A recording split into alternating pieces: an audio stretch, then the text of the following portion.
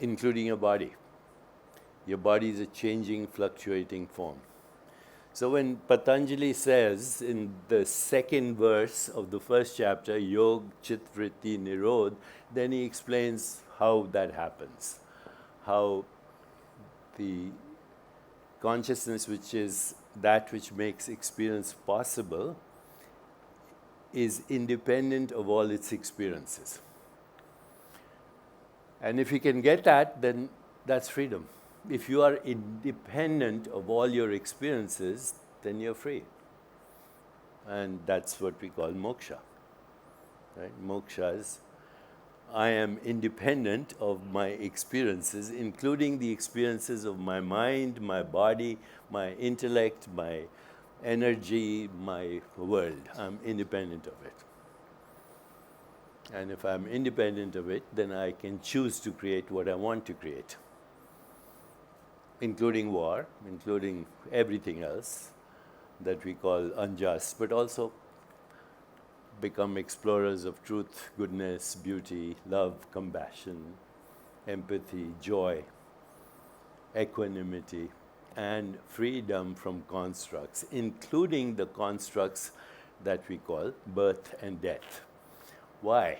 Because that which is formless can never be born. That which is formless cannot die.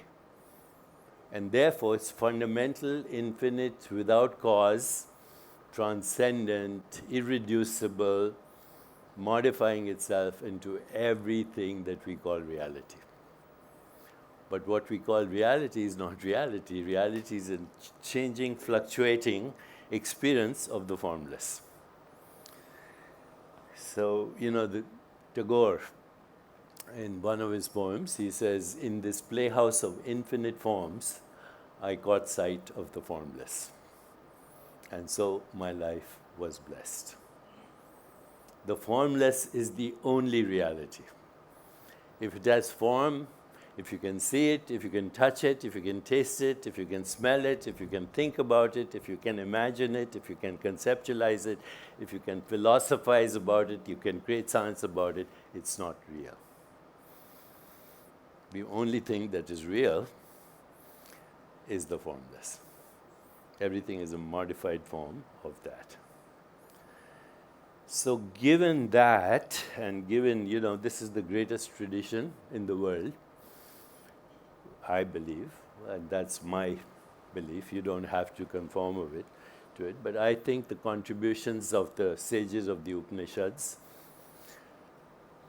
and then some of the followers of that, like Adi Shankara, Abhinavagupta, Buddha, they had a very clear understanding of the nature of existence and how we ultimately seek liberation from what is called human suffering.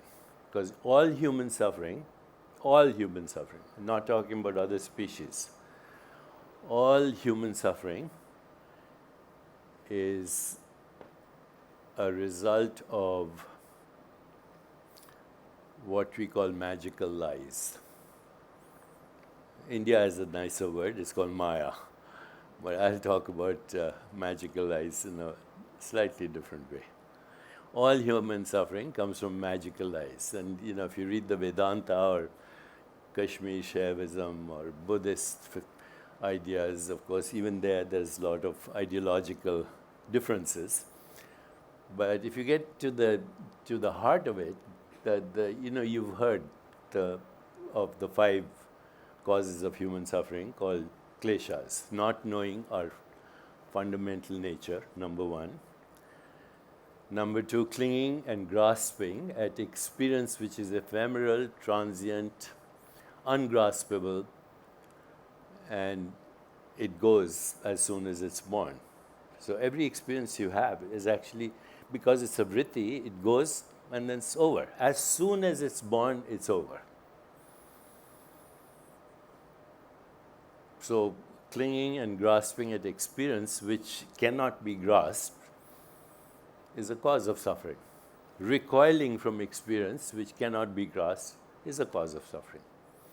Identifying with your skin-encapsulated ego is also a cause of suffering, because ego is your personality, but there's no such thing as a permanent personality. You're not the same person you were when you were 5 years ago, or when 10 years ago, or as a baby, or as a teenager, or as an 8-year-old, unless you're in the United States and you want to run for president, then that's okay.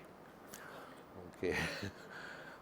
But hopefully you're not the same 8-year-old that you were when you were 8 years old. So everything that we call me is actually changing. You know, I'm grasping and clinging with the experience that can't be grasped. I'm recoiling from experience. I identify with the personality that can't be grasped because it's changing, hopefully. It's evolving. And then there's the fear of death.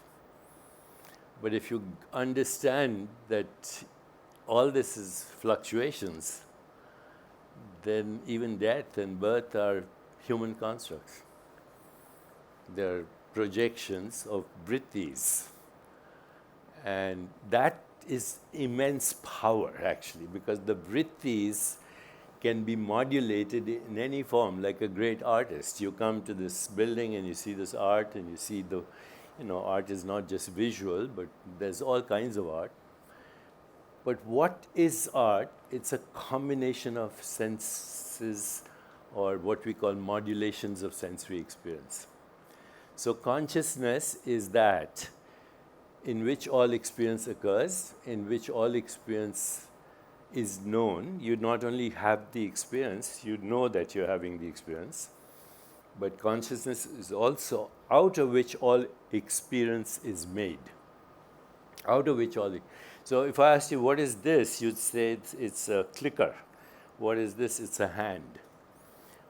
But that's again a human construct. This is a sensation, some combination of sensations. So is this. So is that. So is everything else. If you understand how these modulations of sensations occurs, sensations, images, feelings, thoughts, all are vrittis, then you are an artist. And you're also a scientist, because scientists also explore. Scientists measure experience, artists have the experience. That's the only difference. Okay.